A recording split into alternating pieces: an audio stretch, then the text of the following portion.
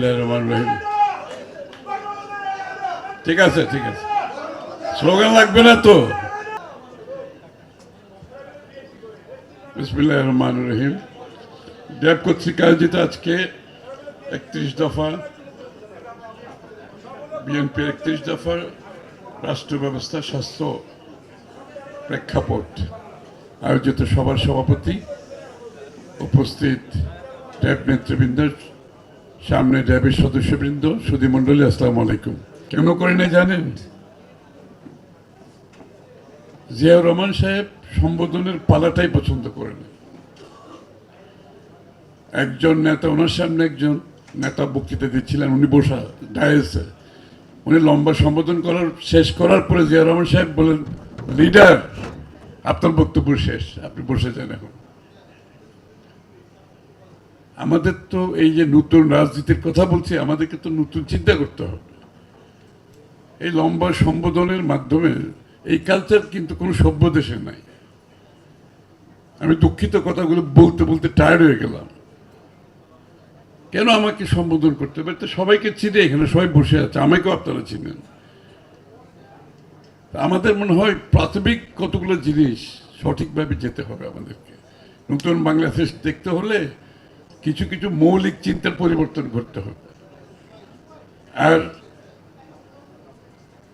আমাদের বিষয়ভিত্তিক যে বিষয়গুলো আমরা সবসময় আলোচনা করছি, আমাদের মধ্যে একটু ফোকাস থাকা দরকার।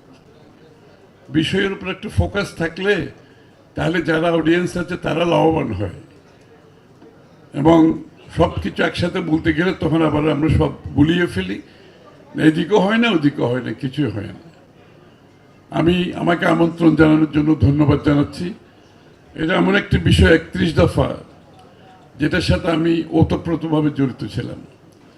ওই 27 দফা প্রথমে আমরা প্রণয়ন করেছিলাম, তারপর আমাদের সাথে যারা সহযোগী, আমাদের যুগপৎ আন্দোলনে আমাদের সাথে 42 দল যারা অন্যরা ছিল, ওনাদের ইনপুট দিয়ে, ওনাদের মতামতের পরিপ্রেক্ষিতে আমরা এটা 31 দফায় নিয়ে গেছি।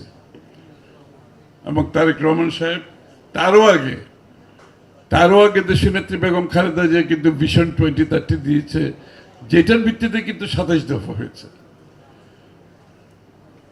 এবং এটা সংস্কারের, বাংলাদেশের সংস্কারের বিষয়ে যত আলোচনা আছে, যে মৌলিক আলোচনা, সবকিছু কিন্তু 31 দফার মধ্যে আছে।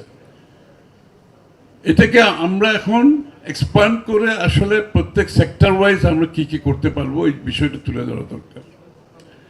আমি প্রথমে আপনাদেরকে অনুরোধ করবো, তারেক রহমান সাহেব যে 31 দফা দিয়েছেন এবং উনি যে প্রতিনিয়ত বক্তৃতাগুলো দিচ্ছেন, কেউ একজন বক্তব্যে বলেছিল, ওনার বক্তব্যের পরিপ্রেক্ষিতে এটার প্রতিফলন আমাদের বক্তব্যে কিন্তু সেইভাবে আসছে না,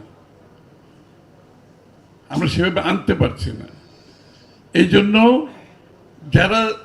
যারা যেদিকে যাদের এক্সপার্টিস আছে, তো যাদের সাথে এটা অ্যাপ্রোপ্রিয়েট, তাদেরকে বোধহয় ফোকাস থাকা, ওই জায়গাতে ফোকাস থাকা ভালো। আপনারা সবাই ডাক্তার, এখানে আমার মনে হয় আপনাদের ফোকাসটা শুধুমাত্র স্বাস্থ্যসেবার উপর যদি রাখেন, এই মেসেজটা যদি বাংলাদেশের জনগণের কাছে আপনারা পৌঁছাতে পারেন। আপনাদের সদস্য সংখ্যা 3000-এর উপরে আমাকে বলা হয়েছে, 11,000 অপেক্ষা করছে, আরও নাকি অনেক বেশি আপনাদের মেম্বারশিপের মাধ্যমে আসছে।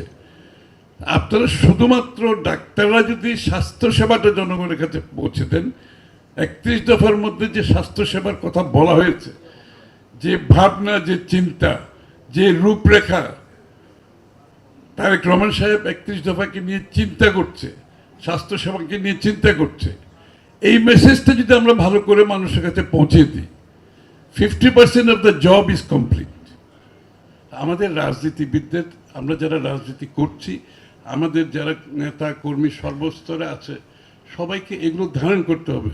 বিএনপি হইতে হবে আগামী দিনের নতুন রাজনীতির যে সূচনা তারেক রহমান সাহেব করেছেন, উনি কিন্তু এগুলোকে মাথায় রেখে এটা নতুন রাজনীতির দিকে যেতে চাচ্ছেন।